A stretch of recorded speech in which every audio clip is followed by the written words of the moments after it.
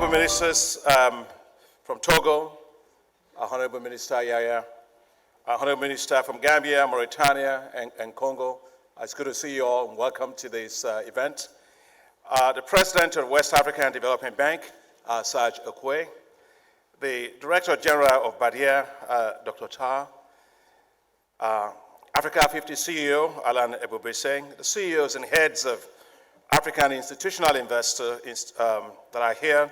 I see the CEO of NSIA. It's good to see you, Aminu Umar Sadiq, and also the CEO of the Africa50 Infrastructure Acceleration Fund, Vincent Leguenu, and your staff, and the CNS CEO, Madam Ingrid Awade.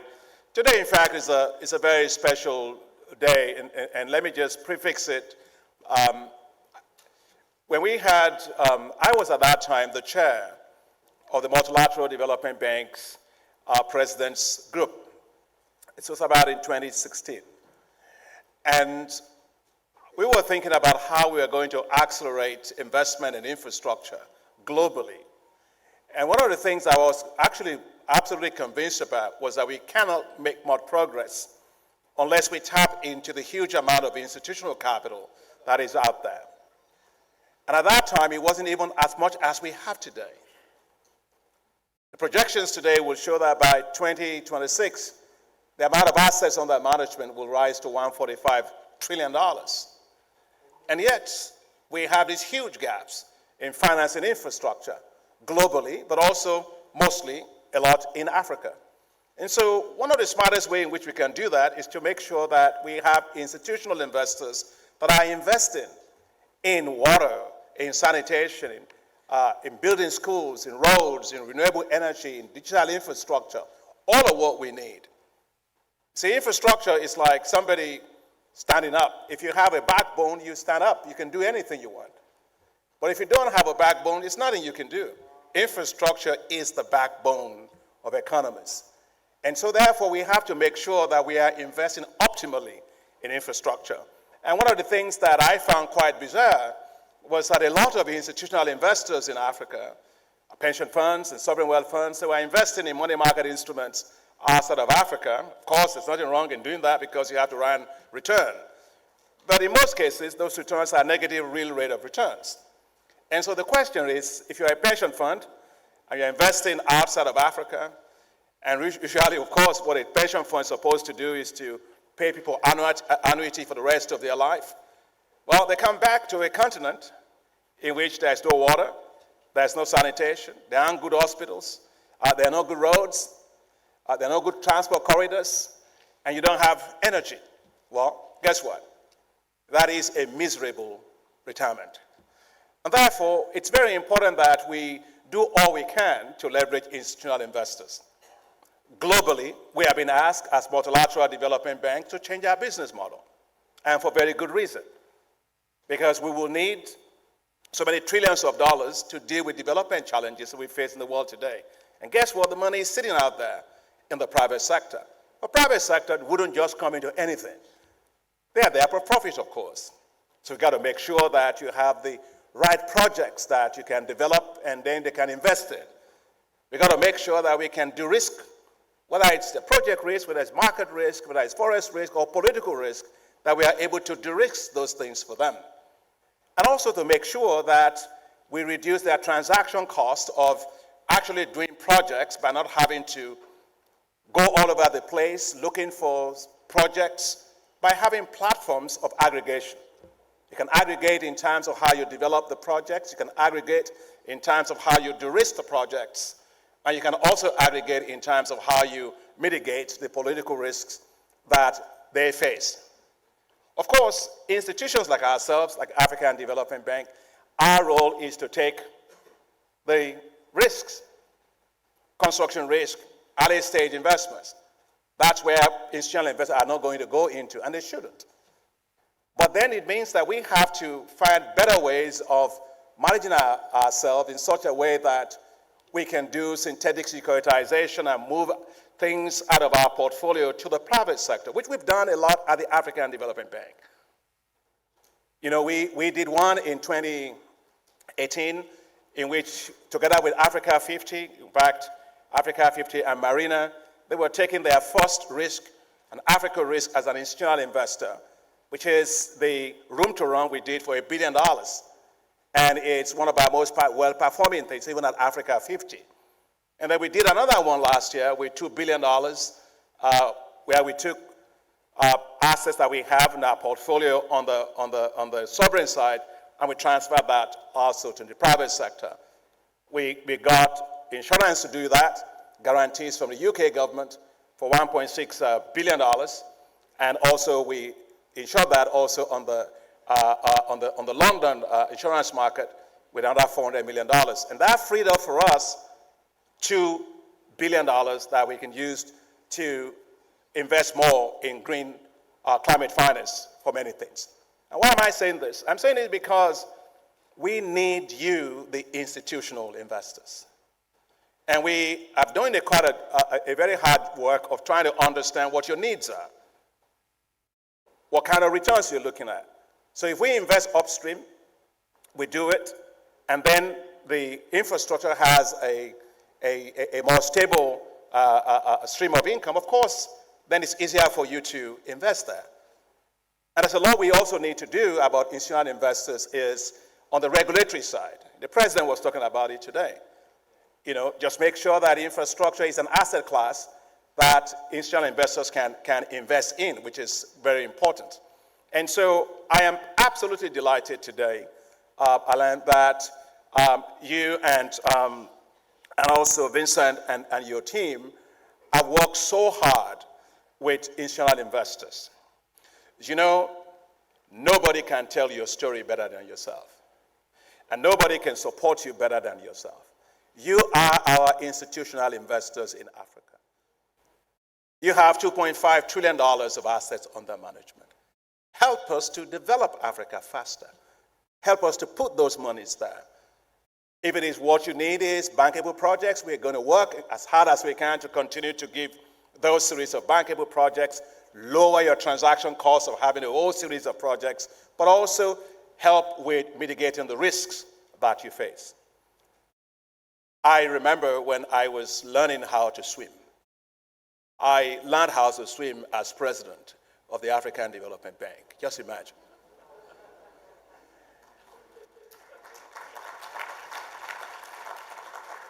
And I remember one of my staff told me, he said, Mr. President, you know you're a key person risk. If we go on a trip and something happens, you're going to sink. I said, that's bad for the bank. So I decided to learn how to swim. Well, I got this coach who then decided to teach me how to swim. And so we began to, after 3 days, I was, trying paddling around and all of that. And then the third day, he said, I think you can cross this pool. I said, you must be out of your mind. You really want me to be a key person risk, don't you? And so he said, I'll be right behind you. If you sink, I'm going to grab you. I said, that's comforting enough. So I began to swim. And I kept hearing a voice behind me. Don't worry, President. If you sink, I'll grab you. And I continued. Now, when I got to the end of the pool, almost to the end of the pool, I decided to look behind me to be sure that he was there, and he wasn't there. He stayed at the very end of the pool. He was speaking right through the water. And of course, I started sinking. But what I'm trying to say is I learned a big lesson there, which is when somebody can handhold, when somebody can help you, it really brings down your fear and anxiety of investing. So see the African Development Bank, see Africa50, we're there to support you. And then I found out at the end of the day that actually swimming on the deep side of the pool was the best. Actually, it's not as risky as I thought. If you take a look at it today, Moody Analytics did an assessment of infrastructure default rates globally, right? My friend Achaleke is here. I saw him. And at that time, when they did it, was like what? Almost 5% loss rate in Africa compared to Latin America, Asia, Western Europe, and all of that. They did it again in 2020. Guess what they found? Infrastructure default rate in Africa is 1.9%. If you take a look at it in Latin America, it's probably about 12.5%. In Europe, Eastern Europe, as much as 12.8%. And so Africa is not as risky as people think. And so, but the way to do that is when you, the institutional investors, are showing the way, then it means that the global institutional investors know that you are taking the risk. You are actually helping to de-risk Africa because you are there. And that's why today I am very, very delighted to be able to recognize all those that are actually working for this particular effort. And I would like them to stand and be recognized because it is a momentous period. We've never, ever on this continent had a situation wherein we have a transaction and we got, I don't know how many, 13, right? Is it 12 or 13? More than 13. Okay, well, keep on swimming. So, African Development Bank Group, Africa50. No, right, it's a fun time for us. We are happy. Yeah, please. The Bank West African to Development. Yes, please. The Nigerian Sovereign Wealth Fund. The Arab Bank for Economic Development in Africa. La Caisse Nationale de Sécurité Sociale au Togo. No. It's like graduation. You stand and you remain standing. La Loterie Nationale Togolaise. La Caisse Nationale de Prévoyance Sociale de la Côte d'Ivoire. La Caisse Nationale de Prévoyance Sociale de Cameroun. La Caisse de Dépôt et de Gestion Invest Morocco. Attijari Wafa Bank Morocco. La Caisse de Dépôt et de Consignation du Bénin. And the International Finance Corporation. Please put your hands together for them.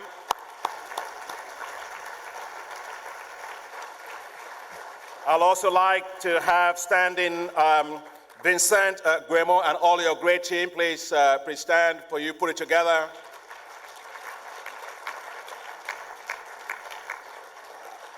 Now, wherever you are, please, wherever you are, just get a little closer to the people around you, yeah? And I want you to hold your hands. Yeah. No, just get closer, right? So, yeah, please, go ahead. Hold somebody's hand, do something. Yeah. When you're ready, let me know. I'm behind you. I'm right behind you. Okay, let's go together. Let's say, let's do it. That's it.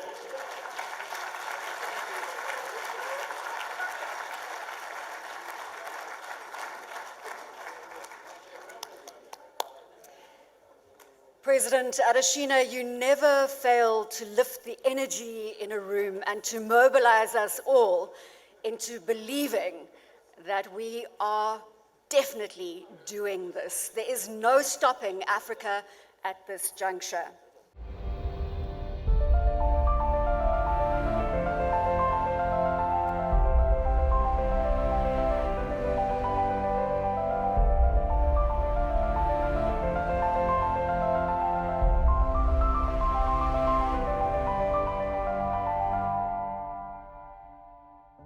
Now, as we've heard, when it comes to the investment into transmission lines, there is a lagging, looking at generation and looking at distribution.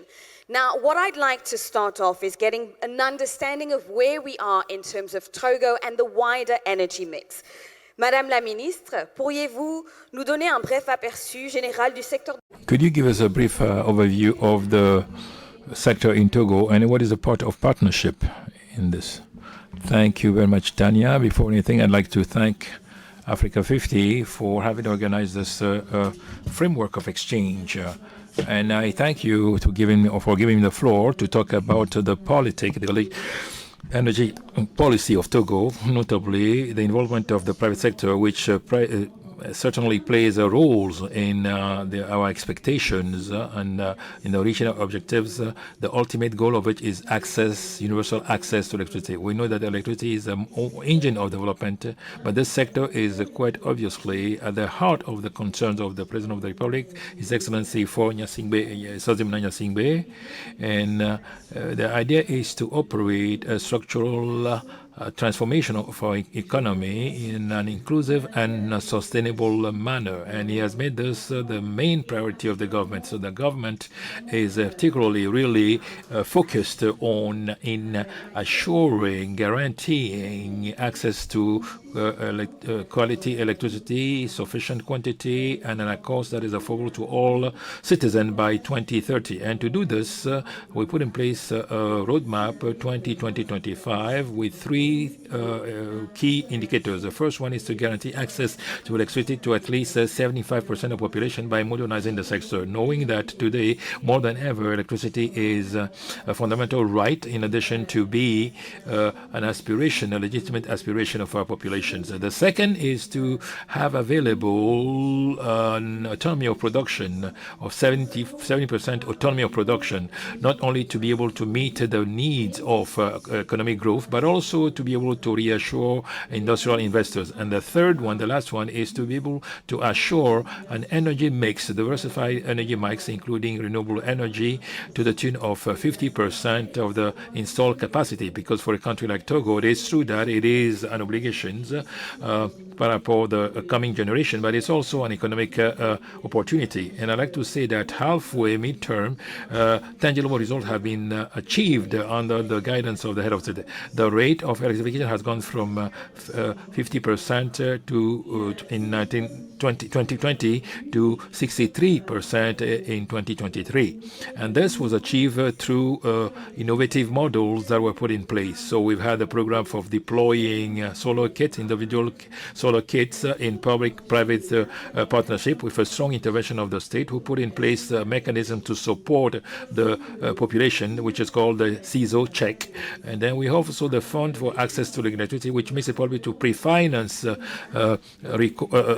connection to electricity in rural areas. In terms of productions and capacity of production, we have doubled the capacity of production, national capacity of production, but we also doubled the part of renewable energy. So we've gone from 40 megawatt in January 2020 to almost 100 megawatt today.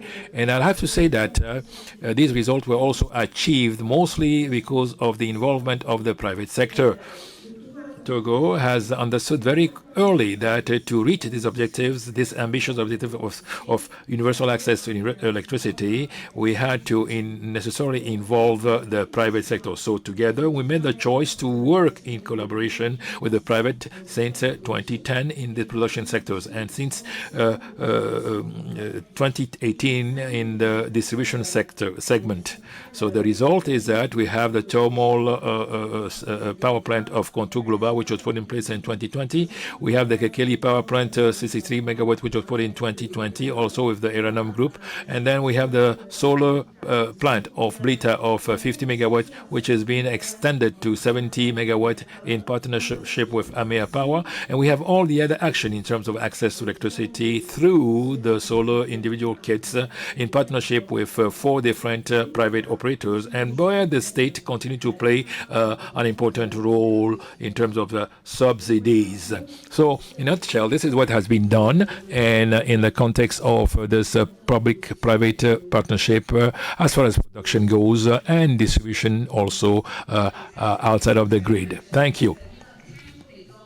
50% to 64% in terms of electricity distribution and doubling in terms of capacity. Now, Dr. Kariuki, you've led the development of numerous infrastructure projects that are privately financed, over $2 billion worth. I'd like to get your perspective reflecting back. What have been the major challenges and barriers to developing infrastructure projects when it comes to energy in particular?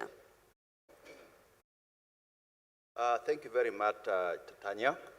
I think I'll start in a very simplistic manner. It's always easy to attribute the challenges we have to lack of generation, to lack of transmission, and to lack of distribution capacity. But the truth is, the challenge or the main challenge is actually the viability of the utilities.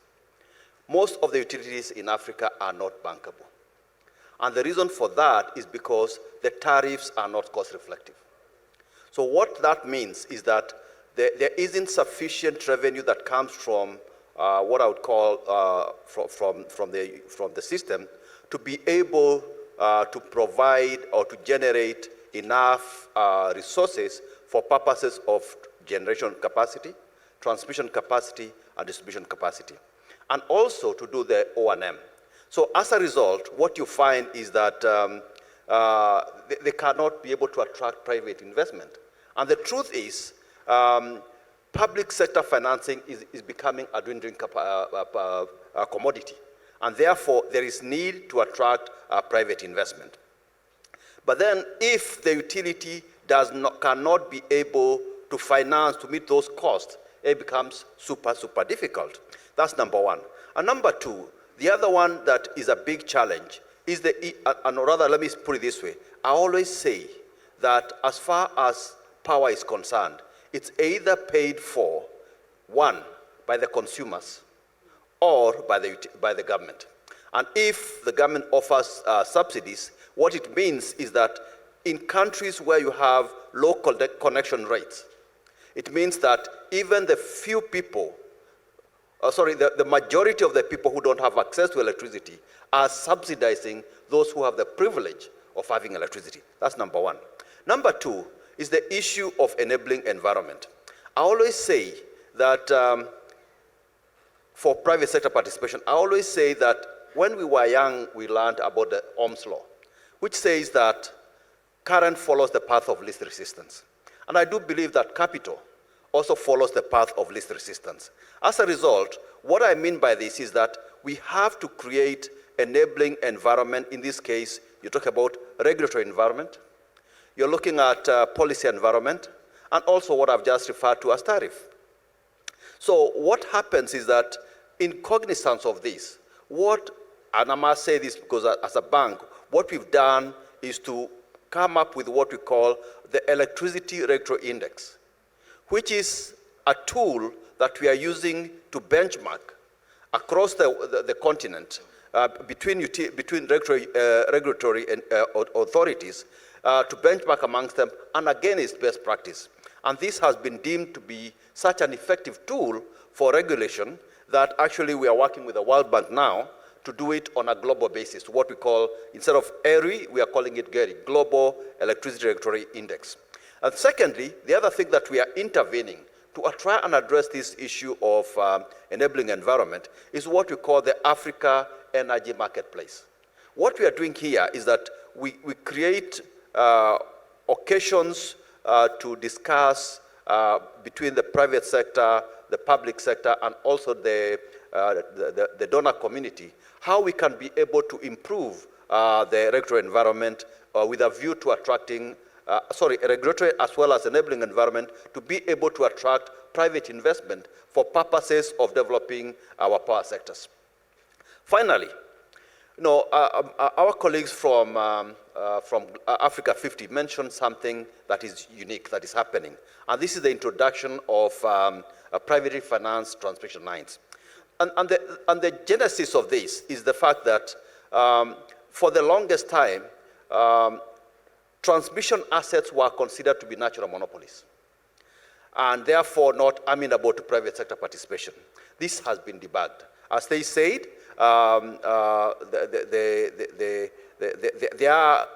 this has been debugged, and there are cases whereby in India, in Chile, whereby these transmission lines are actually now operating. So I think that change of policy and that understanding that the private sector can actually participate in transmission assets becomes an important avenue for investment. And in particular, increase access to electricity on the continent, because you have a number of countries on the continent that have oversupply of electricity. Here I have in mind Uganda and Ethiopia, whereby they have enough capacity, generation capacity, but they do not have the transmission capacity to evacuate that power to the load centers.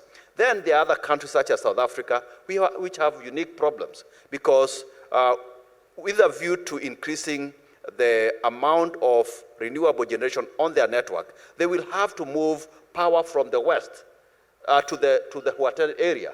Right now, the transmission lines come from the north, Mpumalanga, to Huaten. But now you need to redistribute the transmission network from the west, from the west coast to Huaten. And as a result, there will be significant number of transmission lines that will be required to be developed.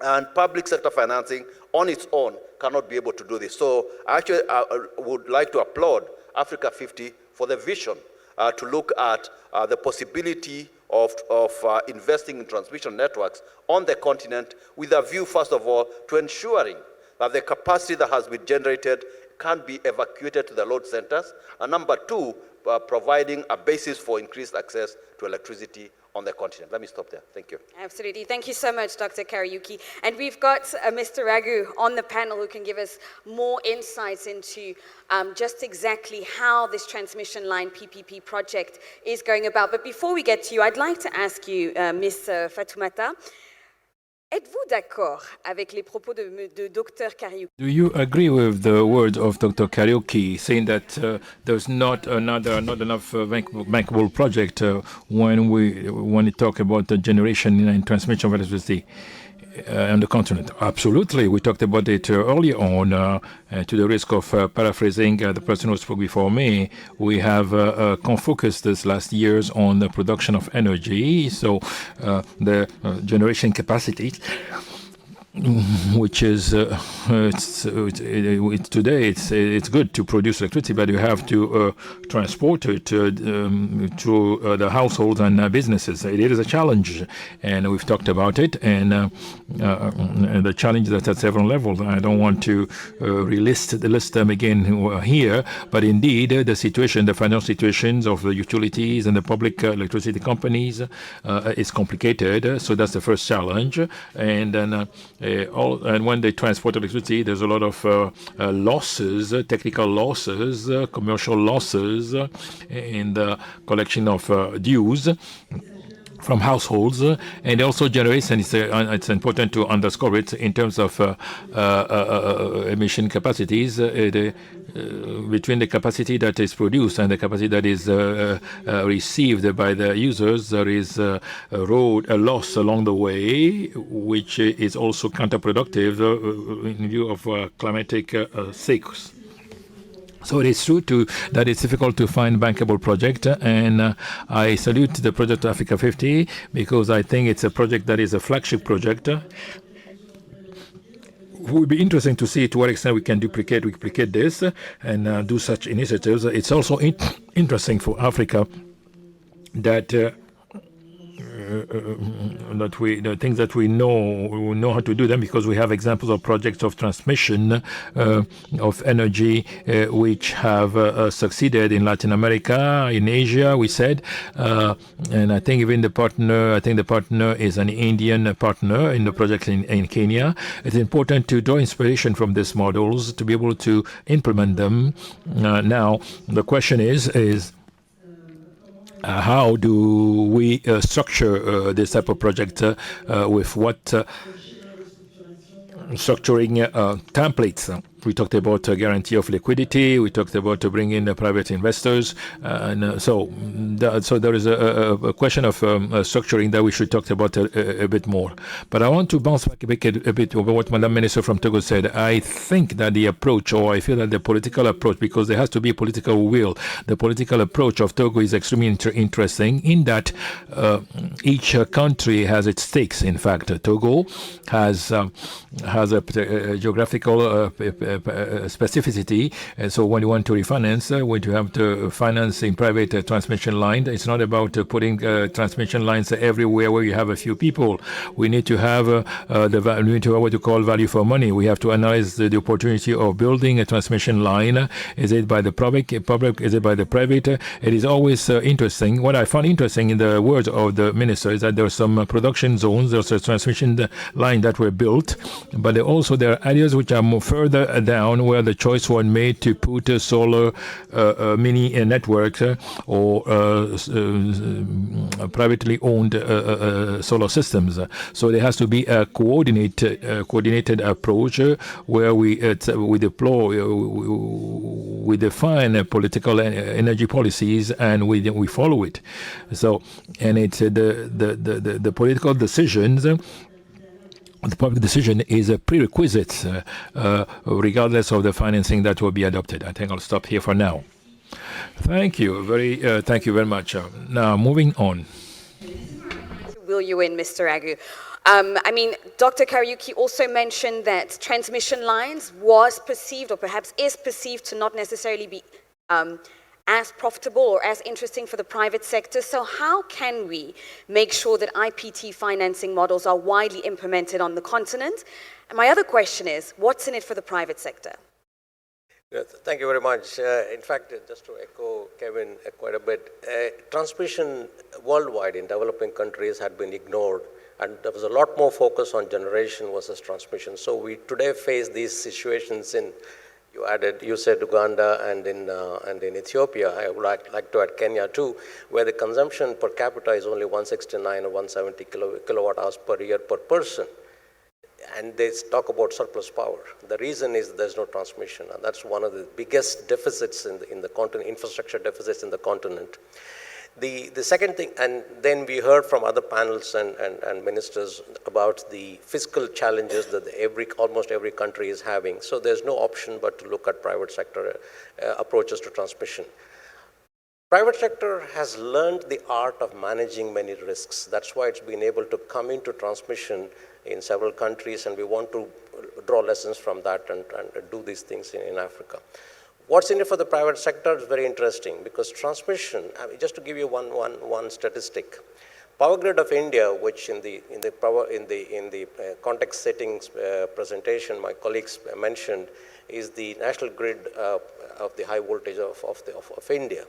It is the 11th most profitable company in India, just based on revenue, on regulated revenues, which means that transmission is automatically a profitable business if structured well and operated well and maintained well.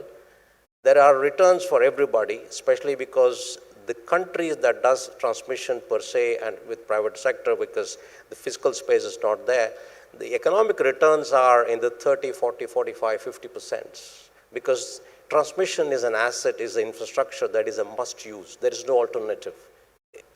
Roads may have, transport may have alternatives, road, rail, water, etc.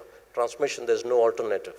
So because it's a must-use infrastructure, because it has much less variable costs, operating costs, profitability is given even under regulated circumstances. The second thing is that without transmission, there is no electricity sector per se. And so that is the reason why private sector is interested. As I said, private sector has learned the art of managing the risks of each sector, and as you move up this value chain, they can even do distribution, provided, there are ways to manage it, and we'll talk about it a bit more. So that's why the private sector is interested in transmission. Brilliant, thank you so much. Now, Madame la Ministre. Madam Minister, first, do you have comments to make on what has already been said? And second, I'd like to know what is your experience and what are the lessons that you draw from the projects that PPP projects. How do you think that you can involve the private in the projects of transmission of electricity in Togo? How do you intend to involve the private? Thank you very much, Tanya. I'd like to come back on the importance of creating an environment, conducive and attractive environment for the investors, private investors, and I'd like to share, in fact, what the Togo has done. We have put in place reforms. We have made reforms to make this environment attractive, and we have, for example, carried out a reform of the investment code to be able to offer incentives or fiscal interest, fiscal benefits to the private. We have also created private investment promotion agency, which accompanies the private sectors in a sustained manner in their involvement in Togo, in the involvement development in Togo. We have also put in place, in fact, a new framework of PPP, which makes it possible to have a certain speed in the implementation of this agreement. In the sector of electricity in particular, we've had several reforms, the adoption of the law on renewable energy, which really grants advantages, benefits to all the investors who want to invest in sustainable energy. We've also had the adoption of a strategy of electrification, which was very important, which was mentioned by Fatoumata, which has made it possible to restructure the deployment of the energy policy in Togo. The adoption of guiding plan, a blueprint to have so as to have more visibility of what will be done in the future. And we also had the creation of an agency which is dedicated exclusively to the execution of renewable energy projects or for rural electrification, and also makes it possible to have a speed.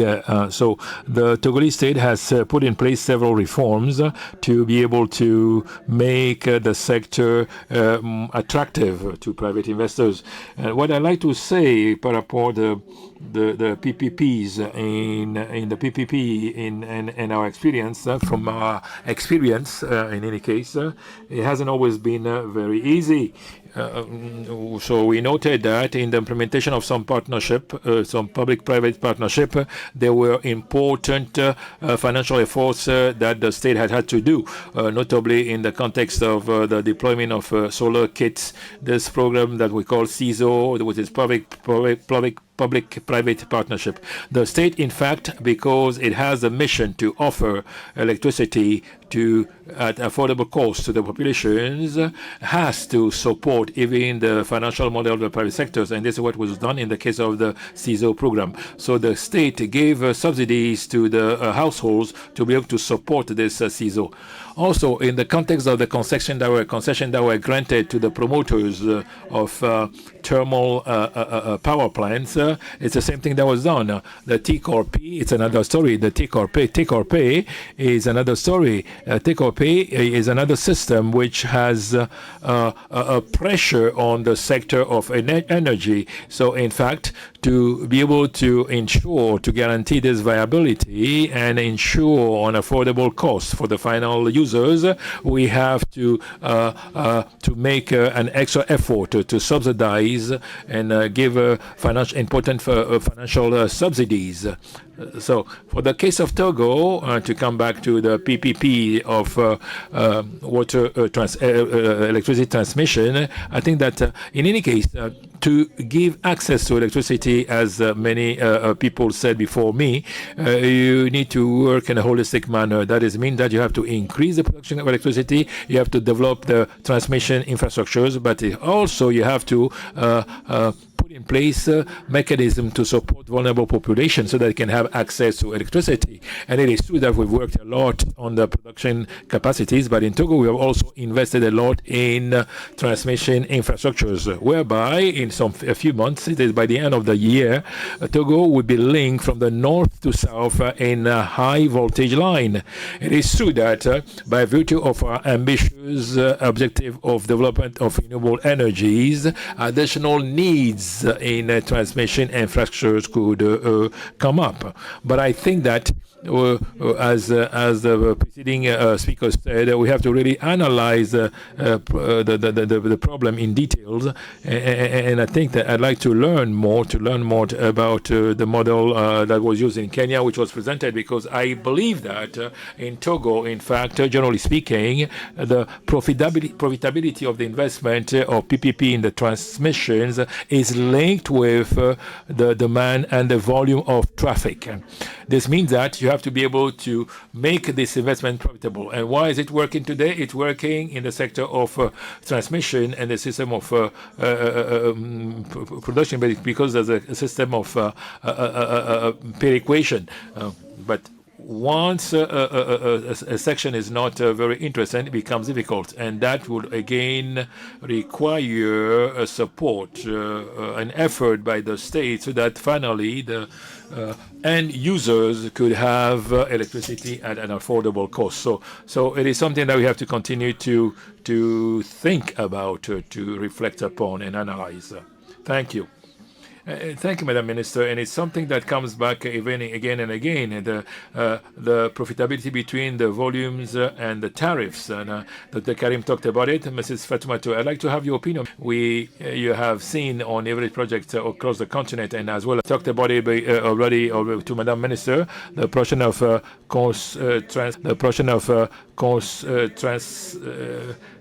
transforming those which makes it possible to pay your meter at a low cost. We are raising a financing vehicle. So SFU will be a core investor. We're going to raise 60 billion CFA francs. And the idea is that these funds, in fact, will make it possible to, it's in Côte d'Ivoire, in the context of a program, a public program. It is called Program of Electricity for All. 60 billion would be raised to enable the Ivorian authorities to have funds to be able to connect the greatest number, the largest number of people. The objective is to connect 800,000 people in 2 years. So we have converted into shares the fees. So depending on the vulnerability of the populations which is targeted, so we have pre-financed, in fact, these future assets, so as to be able to enable the state to have funds and connect the largest number. So this is the work that has been working on the demand so you have to stimulate the offer, but you also have to stimulate the demand. Now, about the structuring of the project, this was raised during in the presentation made by the initial presentation which was made. Of course, you need to have a credible sponsor. You have to be an experienced sponsor. I believe that, and I have a question of vigilance about local partners. I think it's important to be able to associate partners that has local sensibilities, who knows the country, knows the local structures. We've talked a lot about the liquidity. We talked about liquidity in the previous panel. The investors need visibility. They need to be able to take advantage in a comfortable way of the appreciation of cash flow. The minister talked about take or pay. It's true that these are stabilities of revenue that reassure investors, private investors. This model is it's a model that is comfortable, but indeed it is more and more being challenged and put back in question by the states, because the accounts, also the public accounts of the states, are empty. They often ask in the structuring to guarantees. So coming back to the problem of liquidity, sovereignty guarantees with the public constraint, because the state has very often indebted. The President of the Republic was talking yesterday about tension on the account of the state and prioritizations, and we have to also, as an institution, development institution, find innovative mechanism to reduce this type of request that we often receive. It's a work that is being done by Africa50. You have to also obviously do an in-depth work on the feasibility to be able to reassure on the cost-effective aspect of the cost, that the costs that are paid are actually actual costs, because the objective is, as much as possible, to try to lighten the account of the state and not to burden this account of the state with this additional expenditures, so this can be self-sustainable. So these are a few of the possible proposal of structuring. Thank you.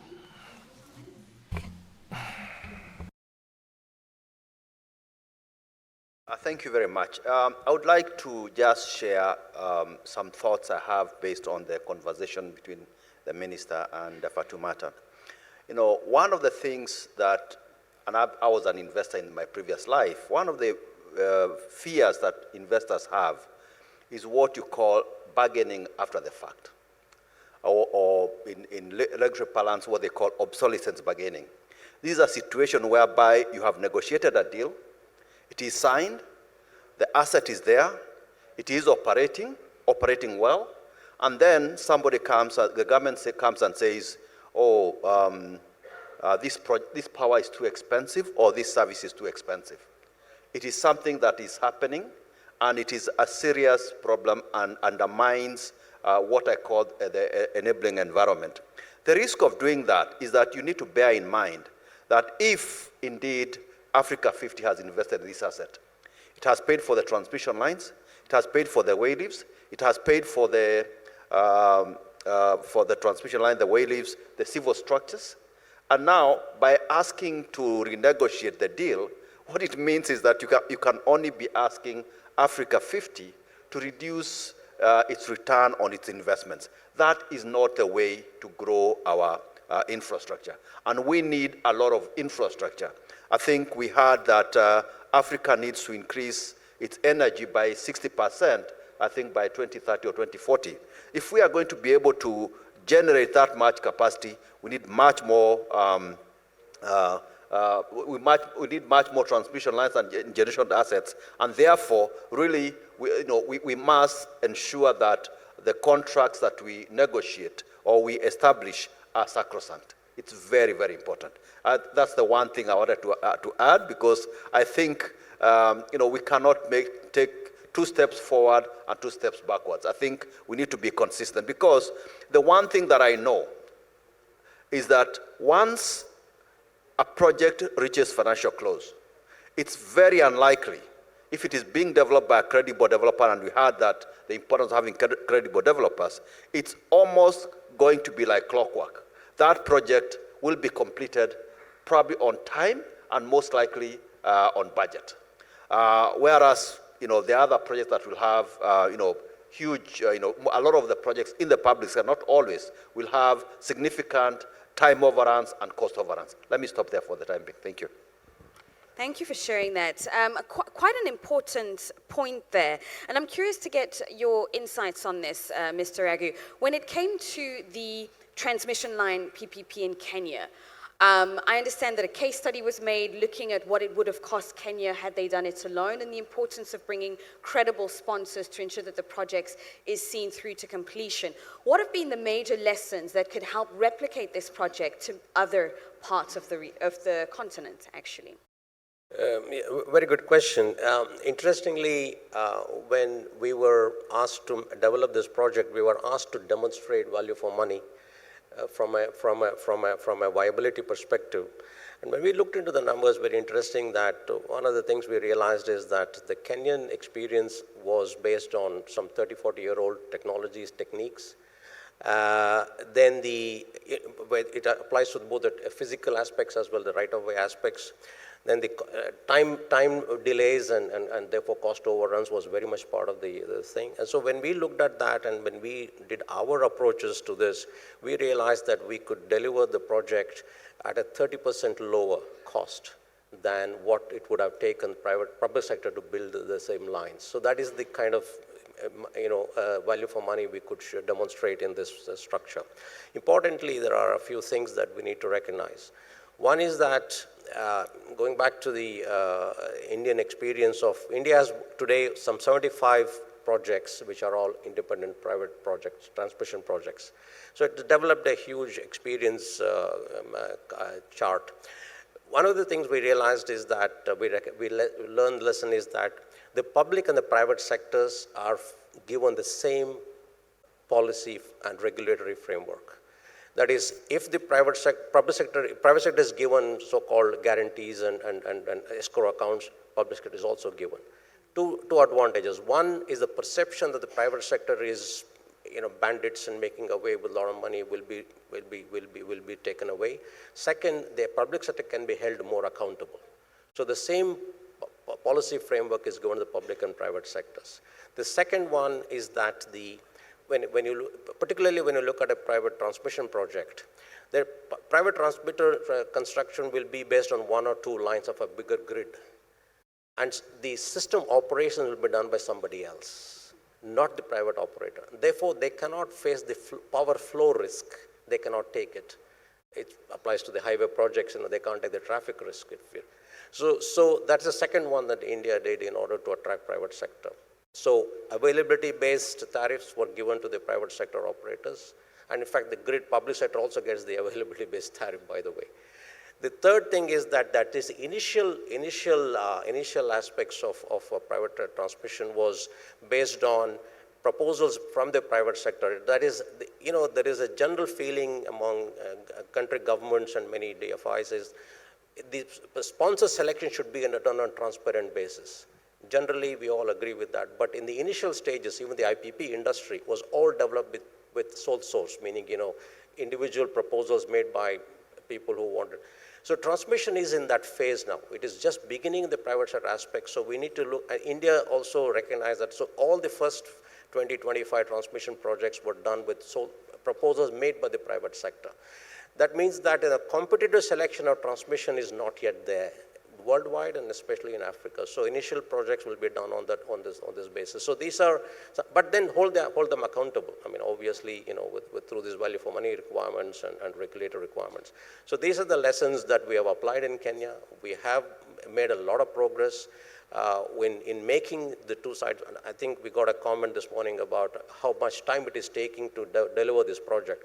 We would like to make it sustainable. We would like to take the time to make the Kenyan side understand fully what they're signing up to, especially on the tariff policies, the ABT, the availability-based tariff principles and risk mitigation principles, etc.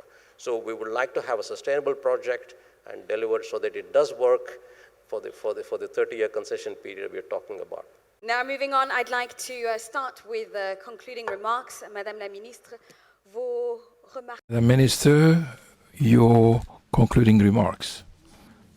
I'd like to first thank the participants for the quality of the exchanges and the frankness of your interventions.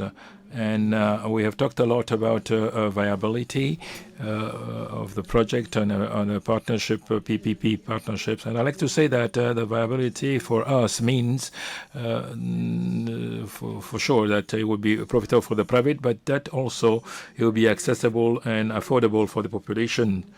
So we need to bear in mind in all the projects that we do that we try to find the right balance for the private and the public. And I like to say that also. I have to also say that I appreciate, and I think it's important to that Africa50 be able to invest and do the first pilot investment in infrastructure of electricity transmission, because I think it's important. But I like to also say that in fact it depends on the countries. In fact, each project is unique. Each country is unique. It is true that there are projects that could be replicable, but really you have to take the time to analyze the situation very well, to analyze the risks very well, so as not to find yourself in situations where you which overburden the public finances. I like to precisely bounce back on the intervention that was made by the VP Energy of the ADB, African Development Bank, who said that to avoid to have situations where the state will pull back, you have to invest in Togo. We have an environment which is conducive, favorable to private investors, and the state meet their commitment. They respect their commitments because there is a reflection and a questioning, which is an ongoing. In fact, we know where we're going, where we are committed, and I dare hope that many investors that are in the room are convinced that of all the efforts that the Togolese state has been doing to be able to make the environment conducive to investment. So thank you very much for this opportunity. Thank you so much for your insights, tangible impact being made. We had Honorable Mila Aziabe, Ministre de l'Énergie du Togo, Dr. Kevin Kariuki, VP for Power, Energy, Climate and Green Growth of the AFDB, Ms. Fatoumata Sissoko, C, Business Manager for Infrastructure and Natural Resource Resources in West and Central Africa at the IFC, and Mr. Raghu Sharma, Senior Advisor at Africa50. Let's give them a round of applause as they regain their seats.